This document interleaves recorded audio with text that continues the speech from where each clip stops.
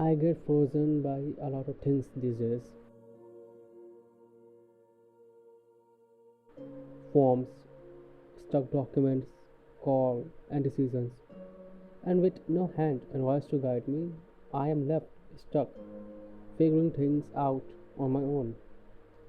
My days doesn't seem to get better, but the only way I am finding to manage myself is by sticking to parts of my humanity. My story is much more than what I say. It is in the way I speak, the words I choose, the places I pick, and the things that I leave behind. And all of it reminds me of a video game. And strangely enough, years later, I think it answered a question I didn't know I was asking. How does a person keep on going, knowing that their own mind is their worst enemy? Sometimes the interpretation of one's aspect is identity we found ourselves drawn into, and sometimes that interpretation is the answer of a question that lives inside our head as a quiet reminder. I still remember the summer of 2018. I was in a crowded market with my father. The lanes were so narrow that three people could barely stand shoulder to shoulder. And in that chaos, I spotted a small shop selling video game DVDs. Back then, I was just a kid, so I didn't know better that those were pirated games. Not that I really cared for the character or the story. A child just wanted to enjoy. The curse of understanding was yet to be forced upon him. That game was the highlight of my summer. A time off from the school I hated, and a time off from the anxiety and fear that placed bought in my heart. And since that day, I played it more than 5 times. Not much compared to other people, but to me, that was something noteworthy. The game I am talking about is Dying Light. Developed by Techland in 2015, it was another addition to their already existing zombie franchise, Dead Island. Most of you already know what that game is. It's been a decade since its release. A zombie survivor game with parkour elements. And if you search about its story, you will come across several videos talking about how the story was average at best. Nothing grand, nothing award winning, but to me it was never about that story. It was always about the set pieces. It was about how things are the way they are and why they make sense and why they matter. But first, let's start with the playground, the city itself, the city of Harran. Harran being a self governed city, it is overcrowded with slums, with garbage here and there, small cramped houses and small shops within them, high-rise apartments for the rich and grand projects for future, a school for its children and a university for its young minds, flyover antennas, railway station for commute, and a grand stadium that was going to host the biggest event the city has ever hosted. Harran was a city in making, and looking back at that city, full of life and unfinished dreams, it is not hard to say it resembles a person like you, a person like me, a person standing in the path of their own making, someone who had yet not fully become who they wanted to. And, like always, the world had its eye on it. They were watching Harran born. They were watching it break.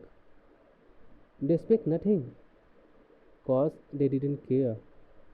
Harran is not their city, and its people are not theirs.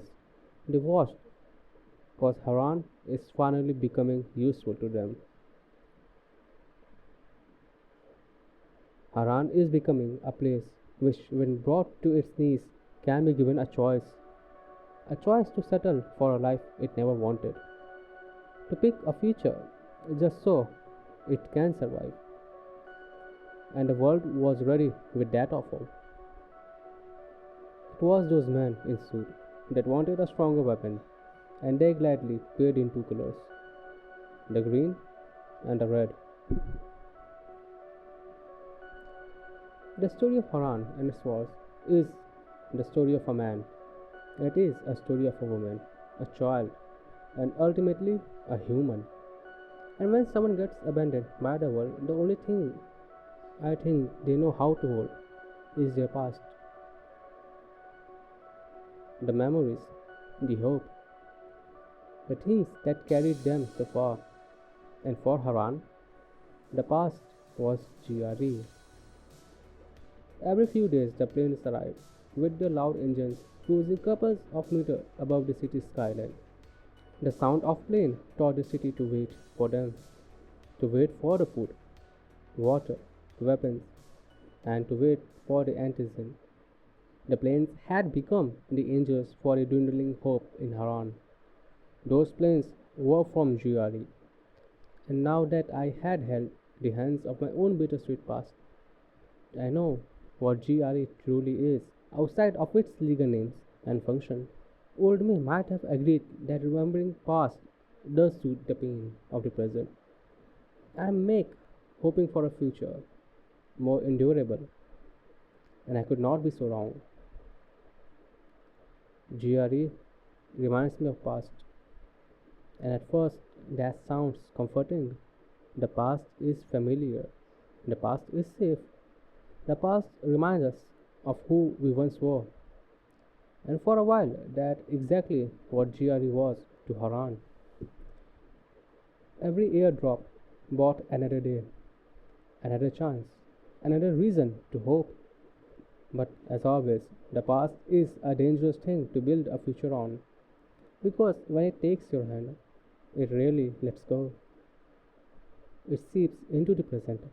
It asks to be relived, and it asks to be revisited. And before you realize it, you have stopped moving forward altogether. Inside game, GRE forced Kyle Crane to destroy the antigen, all because they believe that the misery it will bring will be worth the sacrifice. And now that I have mentioned Kyle Crane, who exactly is he? He is the protagonist and the player character. A GRE hired operative sent into the Haran with a mission, an alien inside an alien world. A man who must have been experienced dozens of missions, must had a family back home or friends. He was sent to a dying city, a coffin whose lid is yet to be closed. And the very first thing that happened to him as he landed was him being beaten up by the racist thug and then bitten by a zombie. It's a strange thing, yet it almost felt like the city spoke to Prince. It showed him what it had become, what its people had become, and it gave him a reason to feel the pain of its people, of itself. And as the story progresses, Crane uptake many missions to find his footing, where he stand in this city, cause only then he can choose a direction to walk. And the path he chose ultimately was that to betray his contractor, to betray GRE. And after all these years, and after watching all those cool Crane edits, I don't think I ever tried to see him more than a cool character until recently that I was able to do so. I returned to him once again to ask him a question. Why do you keep on going ahead, even though there is no hand to hold, even though there is no clear indication that your efforts might work? And perhaps that realization came to me later than most, at the age of 22.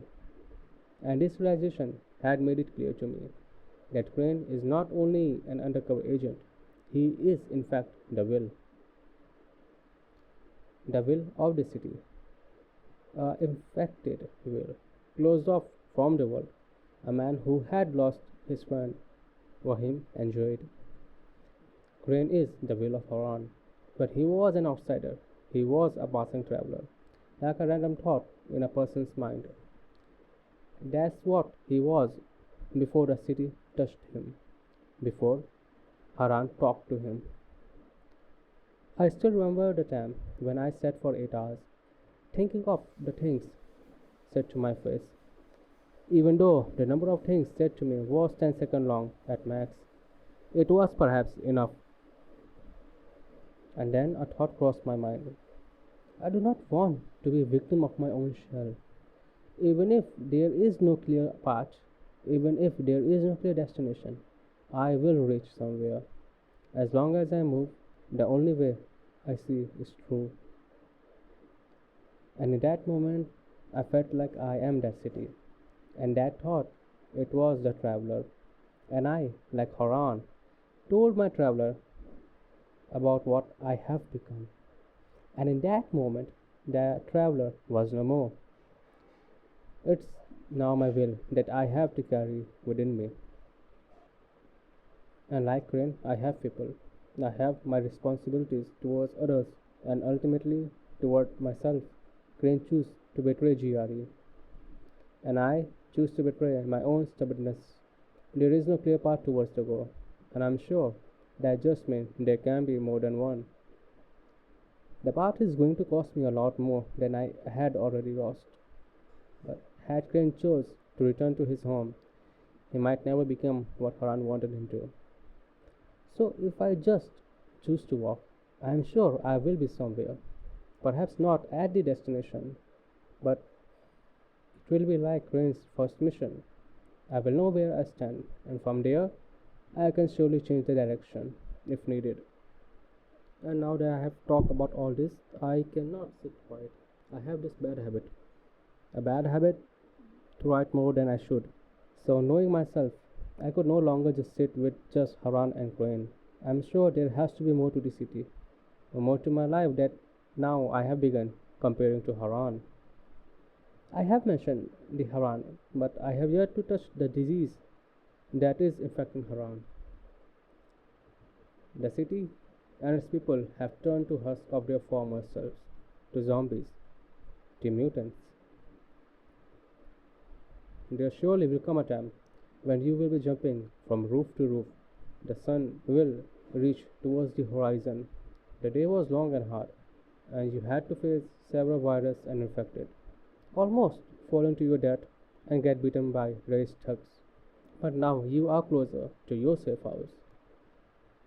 But on your way, you stop on one of the roofs to take a breath, to arrange your inventory just in case. And you look down to see a horde of zombies.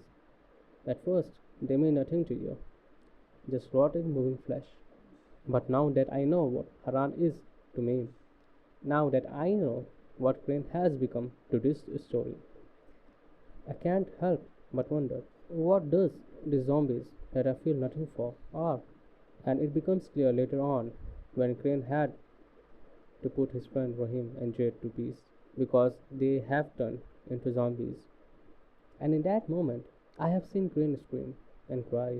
Maybe Rahim and Jade mattered to him because he had a dream, a hope to be with them longer enough to see the journey to its end.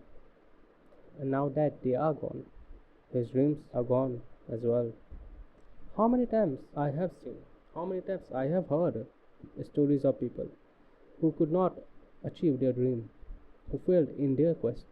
Back then, I couldn't feel the weight of it. But now that I know that my dreams are at stake, I can feel what Crane must have felt for Rahim and for Jade.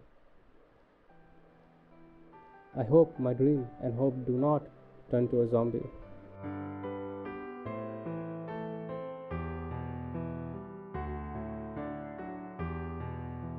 Hey, I hope you like this essay.